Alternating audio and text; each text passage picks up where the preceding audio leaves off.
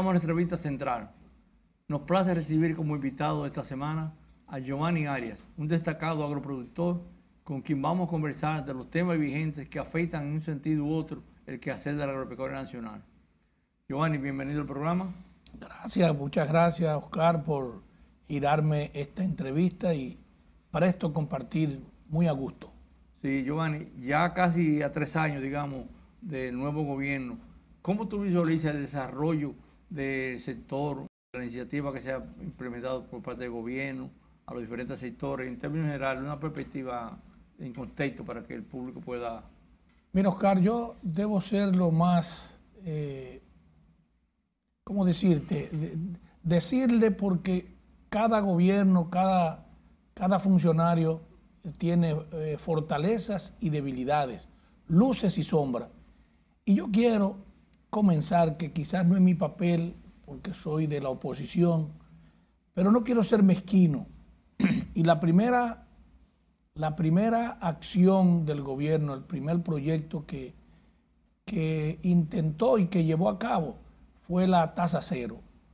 La tasa cero tiene una historia, y a la llegada de Danilo Medina a la presidencia de la República, que encontró los intereses en un 16 y en un 18, el propósito de Danilo Medina era llevar a tasa cero.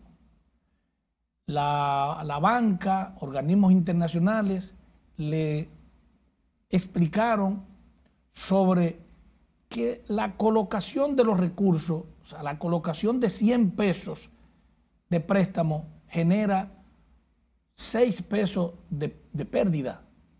El pago técnico, el pago de la secretaria, el pago de la luz, el costo específicamente ronda un 6%.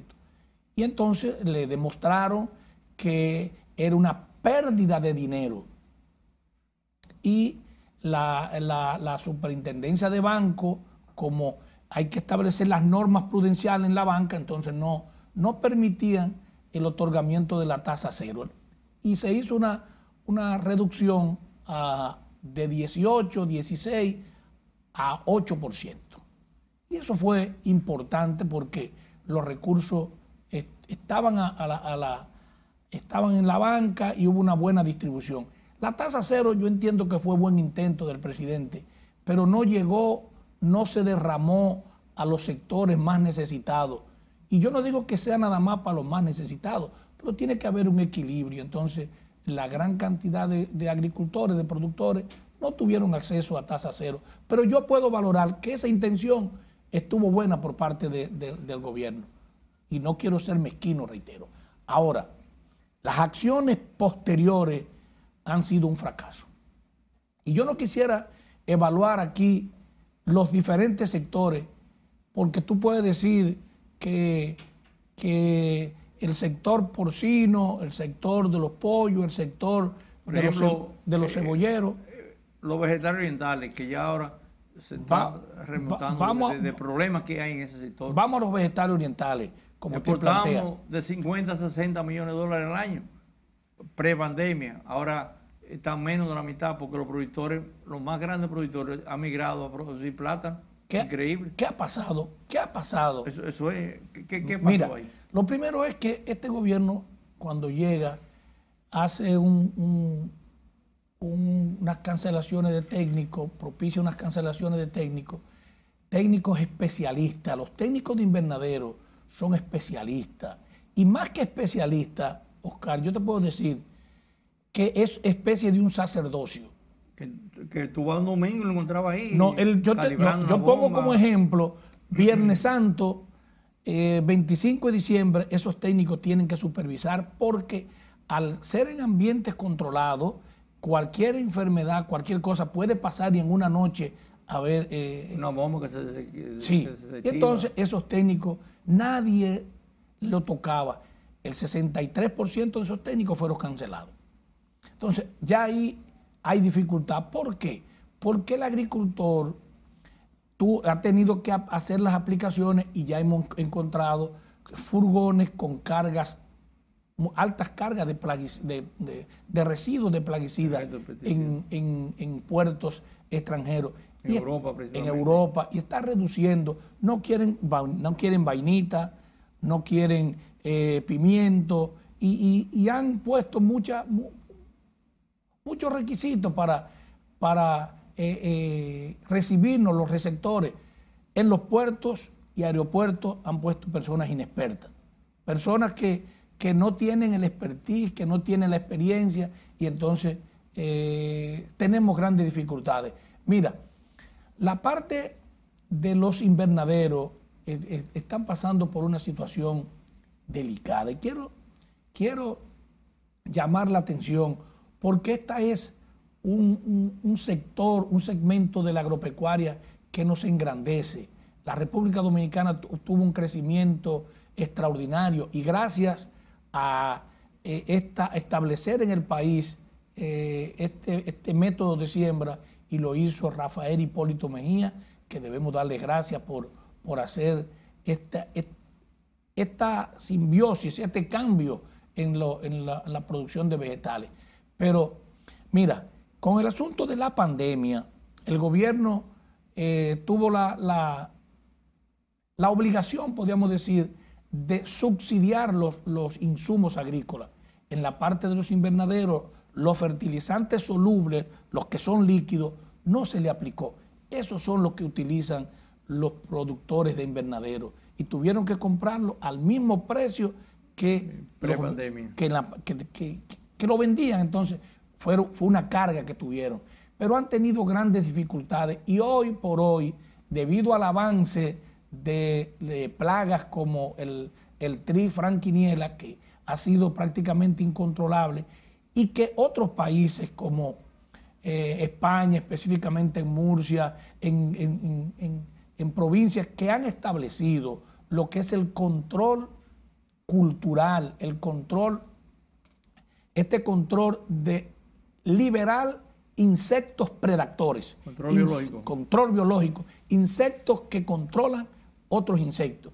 Y entonces en el país hemos tenido el problema de traer, porque no se ponen de acuerdo medio ambiente con agricultura, traer los abejorros, que son importantes para la polinización. 15 años y no se llega a una... Para la polinización, no se ponen de acuerdo.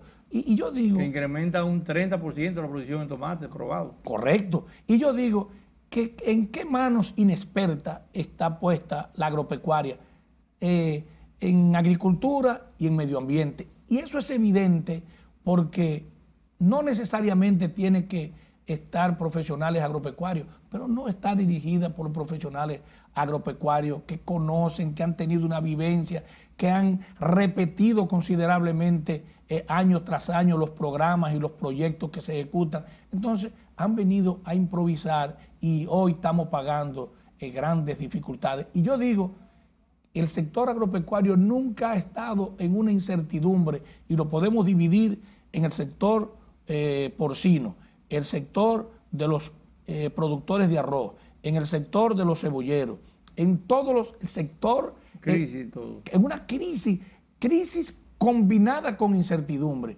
porque en una crisis donde en el gobierno los agricultores no ven soluciones, ni ven más que todo actitud de sintonizarse con la situación de los productores. Pero hay dos programas, por ejemplo, que yo oigo mencionar o que he visto en el día a día, Giovanni. Siembra RD, que estuvo promovido por el ministerio, pero después Faña, al llegar como asesora en el conjunto del ministro, lo tomó de la mano y supuestamente quiso impulsarlo. Lo mismo que del campo al colmado, que de hecho traje aquí dos personas relacionadas con ese programa, anunciaron todo, pero después veo como que hay una desconexión, como que un grupo menciona una cosa, pero en la cúpula del ministerio hay otra agenda. No sé, explícame, yo no entiendo. Mira, Oscar, aproximadamente van 7 programas que ha intentado el gobierno implementar en la República Dominicana, todo fallido. Me pregunta sobre Siembra RD, que yo por el nombre, por la sigla, hasta tenía esperanza. Siembra RD, bueno, yo no voy a ampliar, tuvo un inicio como una salida importante. Sin embargo, su director, el ingeniero Faña, tuvo que renunciar por el poco apoyo que le dio el ministro, que le dio el Estado Dominicano a ese proyecto importante de siembra que tenía que ver con el maíz, tenía que ver con varios rubros importantes. Sin embargo, fue un desplome total. El segundo de los que me menciona es del campo al colmado. El gobierno tradicionalmente lanza proyectos y yo puedo compararlo con lo que es la belluga, el juego de bola. En un momento tú tiras a lo que coja mi bon. Sí. Déjame tirar a ver lo que pasa. Sí. Y tira al centro de Ron ahí. Sí, a ver qué pasa. Bueno, este gobierno no ha tenido la certeza de que me llevé una bola y maté la otra, como a veces se da. Sí. Mira, en siembra, en el programa que se pretendía ejecutar y que lleva alrededor de 4 meses, y no se ha traído un plátano del campo al colmado. Un plátano, una libra de cebolla del campo al colmado. ¿Por qué? Porque esto fue sin ninguna planificación que lo anunciaron. Yo te pregunto, ustedes saben, amigos televidentes, la logística que hay que montar para comprar los productos en el campo, trasladarlos a la cantidad de colmados que hay en la capital y en las grandes ciudades para tener esa logística. Pero más que todo, es tener la confianza del agricultor, del despacho, de despacharle agricultura o de despacharle INESPRE. En el día de hoy puedo decirte que el gobierno le adeuda aproximadamente 2.000 millones de pesos a los agricultores. Encima de esa deuda, encima de un descrédito que no paga, pretende el gobierno que le van a fiar. Pero te iba a decir, por ejemplo, vimos ahí hace 3 semanas el problema de los cebolleros, el eterno problema. El eterno. Pero que yo te digo, pero Giovanni, que esto es como un mundo del absurdo, desde el mundo bizarro, desde cuando los muñequitos de Superman, que tú veías una cosa así, pero te veías invertido, como el espejo. Mira. Entonces, si sabemos que enero, febrero comienzan a entrar a la producción de cebolla local, ya identificado en zona y hasta que puede perfectamente hacer una proyección, ¿cómo abren importaciones de este mismo producto para inundar el mercado y crear una crisis? Mira, los estados tienen que tener continuidad. Y cuando hay programas que funcionan bien, hay que seguirlo haciendo.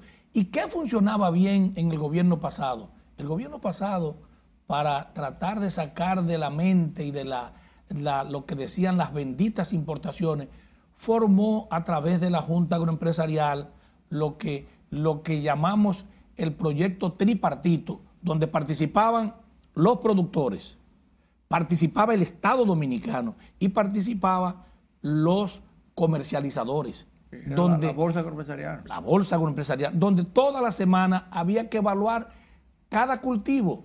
Y yo te pongo el ejemplo de la cebolla que usted trae a colación.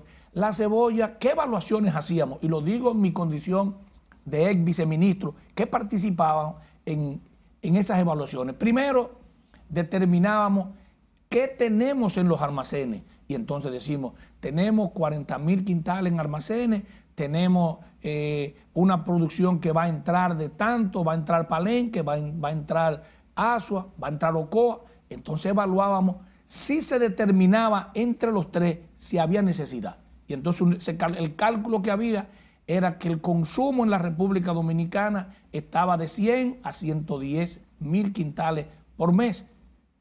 ¿Lo tenemos? No tenemos que exportar.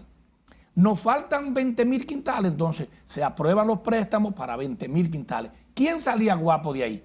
Todo el mundo contento, porque los agricultores sabían que tenía su nicho de compra, los comercializadores y el Estado Dominicano sabía que no se iba a disparar los precios. Entonces, ese método no se llevó a cabo y se dejó al libre albedrío. Es más, cometemos un grave error, y es que financiamos, el Banco Agrícola ha financiado para importar productos. O sea, financiamos lo que está destinado para producir todo eso lo cogemos para traer cosas, y las importaciones prácticamente ha quebrado los agricultores de la República Dominicana. Te iba a decir eso, que he oído un comentario en ese tema y dentro de lo que es la prensa especializada agropecuaria que estamos contra sentido.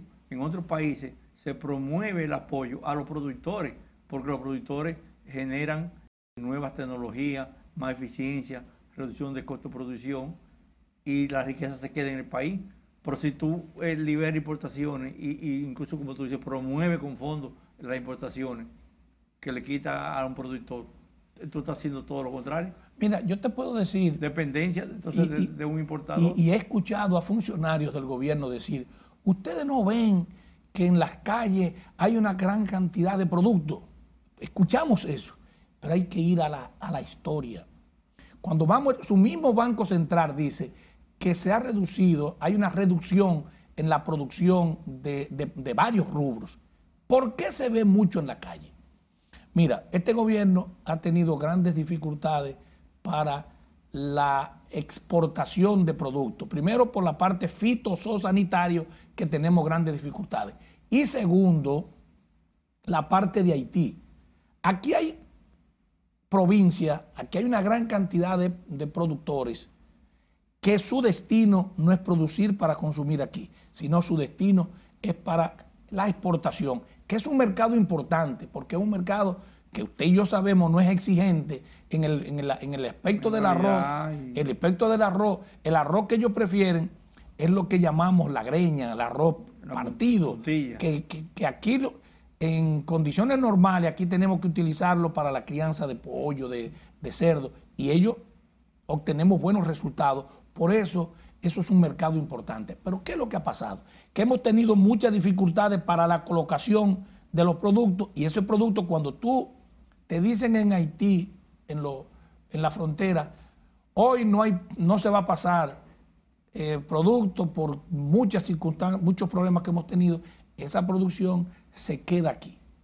Entonces aquí nosotros le llamamos el buche, cuando 60 camiones de plátano que iban listos para pasar para allá, tienen que entonces distribuirse aquí en el país, y entonces vemos con frecuencia la cantidad. ¿Y qué? Pero hay buena producción, esos productores están perdiendo, porque debían verlo colocado a un buen precio y lo están vendiendo a bajo precio. Vemos también cómo los vegetales, esos vegetales que ustedes ven en las guaguitas, en los camioncitos, esos vegetales fueron destinados para sembrar, para colocarlo fuera. Los receptores, la gente de Europa no lo prefieren, y entonces los vemos aquí. Hay una baja producción y usted aparentemente ve una alta producción en las calles. Los productores han perdido la fe en la continuidad de seguir produciendo. Tienen 3 años perdiendo. Y entonces, no hay un factor que quizás se te olvida, que es la parte de los fletes, que se pusieron en un momento que era más caro el flete que el producto. Mira, estamos hablando de 20 y 18 mil dólares un furgón. Ya ahora ha bajado. ya bajaron, 3.500, pero mira, todas esas cosas se fueron sumándose. Pero para la agricultura, el combustible, los precios de los combustibles son determinantes, son cruciales, por 2 razones. Por el transporte, que los camiones cobran muy caro, y por el uso del gasoil en las bombas para extraer el agua y para irrigar. Entonces es una carga que tienen los productores ahí en el cuello con los precios del gasoil, del diésel, que él no cede el gobierno. En las últimas reducción que hace como 3 o 4 semanas mínima, el gasoil no lo toman en cuenta. O sea, el aparato de producción en el sector agropecuario, lo que motoriza el sector agropecuario es el diésel. Otros países tienen un color para el diésel que se utiliza en los tractores, para el diésel que se utiliza para irrigar, para el diésel que se utiliza para transportar los productos. Cuando tú tienes un Estado amigo del agricultor, este es un Estado enemigo del agricultor y siempre busca excusas. Siempre tenemos que la excusa de la pandemia, que la excusa de que un ciclón que hubo, que la guerra de Irán, todo eso. Y es bueno que los amigos televidentes sepan, todas esas excusas que ellos ponen podían verse convertidos en fortaleza para nosotros. ¿Por qué convertirla en fortaleza? Porque tenemos técnicos importantes, agricultores importantes, 12 meses del año que podemos producir alimentos, que usted y yo sabemos que hay países que es por época que pueden producir. Una cosecha, 6 meses. Una cosecha y ya. Y entonces nosotros tenemos esa posibilidad de producir los 12 meses del año. Entonces son oportunas las tierras nuestras, unas tierras extraordinarias, tierras categoría 1 en ese Cibao Central, en ese Valle de San Juan. Entonces, unos agricultores abandonados que han perdido. Yo te puedo decir lo de San Juan de la Maguana. Mira, San Juan de la Maguana, una evaluación que se hizo recientemente, los agricultores están perdiendo sus predios a través de la banca, pero más que la banca, el préstamo informal, el préstamo que yo digo que contiene veneno, que es no la banca, sino el del prestamista, que eso no te dan tregua. Eso te dicen 2 días antes, se está venciendo la fecha y yo no cojo corte con eso. Y entonces, San Juan de la Maguana, esa provincia importante con ese valle, con esa presa, están teniendo grandes dificultades de quitarle, de expropiarle a los agricultores de sus predios agrícolas. Una situación difícil. Yo quiero entrar, y sin preguntarme, la situación de la porcicultura en la República Dominicana. Explícame qué pasa. El programa de peste porcina africana. Peste porcina africana. Miren, es el segundo país en el mundo donde llega por segunda vez la fiebre porcina. Coincidencia, usted si quiere, en los gobiernos de este gobierno llegan la fiebre porcina. 78 también. ¿Podía el PLD evitarla? Yo entiendo que el PLD podía evitarla porque el PLD manejaba perfectamente lo que son los cordones fitosanitarios. No es posible que en un país con dificultad como Haití usted pueda, los cerdos entren, que no tienen ningún inconveniente. Entonces entró por Haití, confirmado, la fiebre porcina africana al país.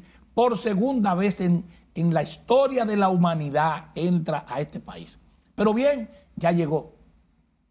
El protocolo que se ha establecido en todos los países que ha llegado es el siguiente. Lo utilizamos nosotros en el 79. Vamos a eliminar ese pie de cría, eliminarlo, ¿verdad? Sí. Pero eso se utiliza en cada país que ha llegado. Llegó ahora y esta gente privaban en científicos. Y entonces comenzaron a que vamos a manejarlo. Y vamos a manejarlo y ocultaban esto y ocultaban lo otro. Sorpresa para ustedes.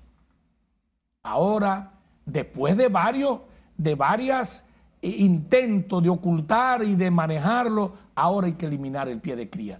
Pero son tan desconocen tanto que si lo hacen cuando comenzaron, estuviéramos ahora ya listos para una primera cosecha, podríamos decir, un primer obtener ya resultados. ¿Qué es lo que se hace normal? Y es bueno para edificar a la población. Cuando llega la fiebre porcina hay que eliminar ese pie de cría, hay que eliminarla. Eliminar los cerdos. Eliminar población total. Y entonces traer un pie de cría resistente o tolerante a la fiebre porcina. Y entonces poblar de una vez y en cuestión de 6 o 7 meses ya tenemos para negociar, para abastecer a la población. ¿Qué pasa ahora? Pero hay una cosa, Giovanni, y ahora tú más confusión porque se está hablando en la prensa incluso de una vacuna que vino de Vietnam. Yo quiero hablarte de eso. Ahora que yo no entiendo esto, explícame bien. En los pataleos que daban, diciendo que las granjas que estaban establecidas aquí hicieron un cordón para que no entrara nadie, como quiera penetró la fiebre.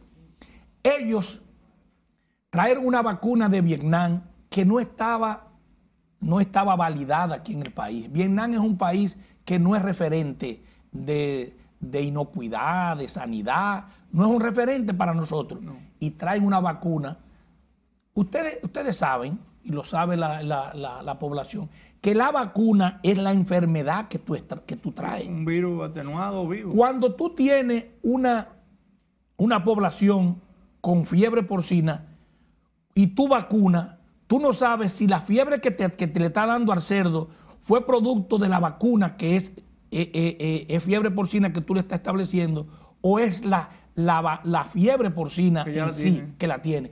Que lo agrava y... Tú no puedes manejar esa situación. No. Las vacunas se dan en otras condiciones, en otra época, y más que todo verificada, valorada, y hay organismos como el EIFI que supervisan, que vigilan.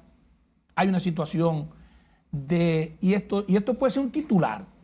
Esto puede ser un titular. Nosotros por más de 20 años estuvimos detrás de las exportaciones de carne hacia los Estados Unidos. Conseguimos eso. Y si quieren pueden decir que fue hasta un logro. Un logro tuvimos prácticamente. Sí. ¿Qué pasa ahora?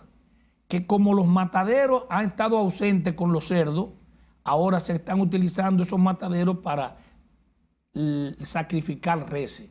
Verificado por EIFI, verificado por técnicos extranjeros, y ahora estamos en veremos si ratifican o si permiten las exportaciones por la dificultad que tenemos del manejo en la República Dominicana de esta enfermedad. Y podíamos entonces tener el retiro, la suspensión provisional o permanente de algo que conseguimos que es importante para incrementar la divisa sobre la exportación de carne de res. Otro acontecimiento. Los turistas, que es los turistas motorizan la economía dominicana. Ahora los turistas, la carne que van a consumir en su estadía, la traen en la barriga del avión, porque no confían en la sanidad de nuestro país. Ellos saben que aquí hay fiebre, que no se maneja bien, que en los puertos tenemos dificultades, que tenemos una parte de conexión con Haití que no hay control, y entonces ellos dicen, nos pueden meter puerco enfermo y vamos a llevar en la barriga lo que nos vamos a comer. Ese turismo no es económicamente rentable para la República Dominicana. El turismo que es rentable es el que consume la comida dominicana, el que consume los plátanos, el que consume el guineo, el que consume la fresa producida. Ese es el turismo que renta. Entonces este gobierno ha olvidado y ha maltratado a los agricultores y ha manejado esa parte fitosanitaria de forma artesanal y de forma inadecuada. O sea que estamos ante un peligro inminente de que lo que logramos después de tanto esfuerzo se nos caiga de nuevo. Así es. Así es. Con la industria que incluso, de hecho, yo entrevisté hace ya un tiempo a un productor ganadero y dice que ya muchos productores de lácteos están pasando a ganadería de carne porque es más rentable.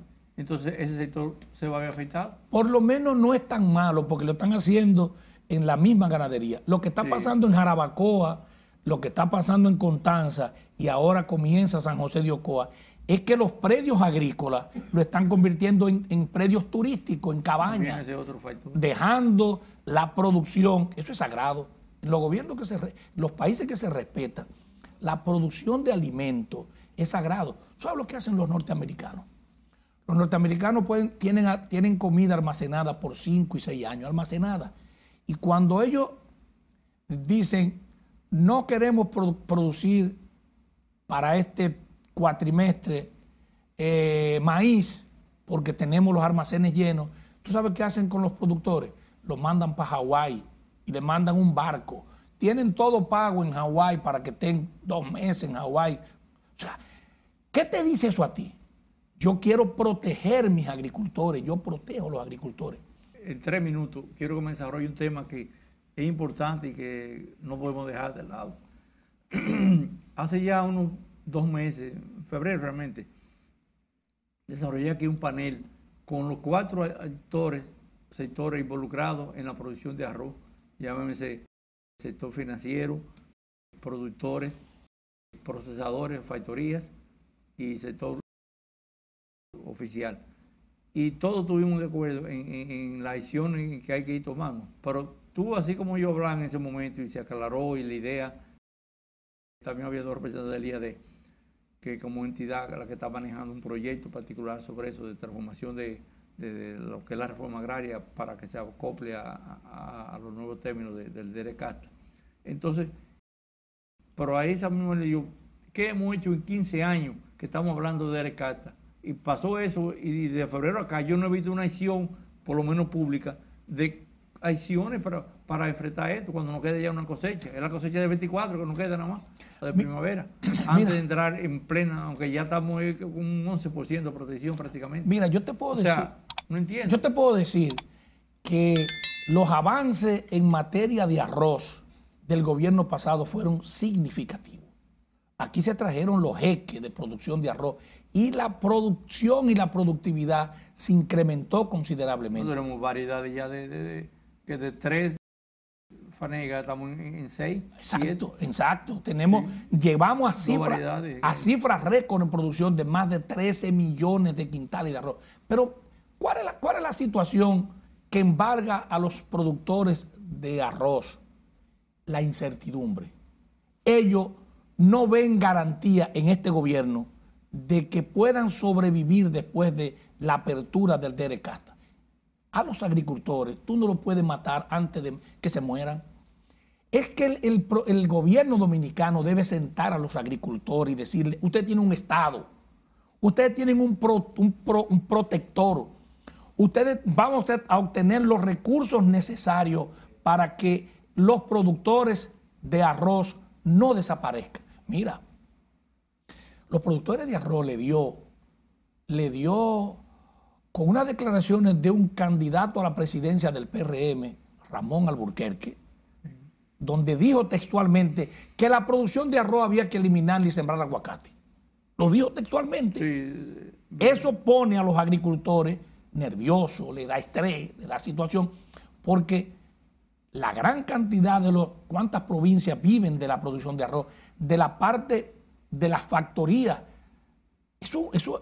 Hablar en contra de la producción de arroz en el país. 70.000 personas directos y 300.000 de forma indirecta. Y este gobierno ha sido duro con los productores de arroz. Duro con los productores de arroz, con deuda. Pero más que todo, señores, lo que necesitan esos agricultores es decir que hay un Estado a favor de ellos y que no van a perecer. Se lo dijo Abel Martínez en reuniones que hemos participado. Con Abel, los agricultores de arroz van a continuar. ¿Y por qué van a continuar? Estados Unidos otorga en subsidio a los agricultores, un poco disfrazado, 1.000 millones de pesos, 1 billón. Tienen los Estados Unidos para financiar su agricultura. Nosotros tenemos que tener los recursos necesarios para financiar, para hacerlo de cualquier forma y que esos agricultores, el costo de producción estén bajo, como quiera. Pero que te iba a decir, escúchame, en el panel que yo te mencioné, se habló de una idea y estoy en consenso de todo, que es una simple medida que no es, yo digo simple porque no es tan costosa hasta para el Estado, de crear cooperativas, porque tú sabes que tenemos un minifundio, sí, tanto a nivel privado como a nivel de la reforma agraria, productores con 35, 40, 50 tareas. Vamos a agrupar eso para mecanizarlo, para prácticas de cultivo colectiva, y eso te baja los costos, te aumenta la eficiencia y tú comienzas por ahí, pero hay que dar un paso, hay que comenzar. Oscar, yo le digo, es devolverle la confianza al agricultor, es decirle al agricultor, yo estoy aquí con lo que sea necesario. Eso es lo que deben escuchar, lo que le dice Abel. Conmigo tendrán garantía, Abel Martínez, tendrán garantía los agricultores de que no perecerán y que van a permanecer y que cada día van a mejorar sus condiciones de vida y que cada día van a incrementar la producción y la productividad. Eso está claro, pero los productores, y digo los cebolleros, los porcicultores, los productores los avicultores, más que estar bien o mal, que están muy mal, lo que lo invade es la incertidumbre.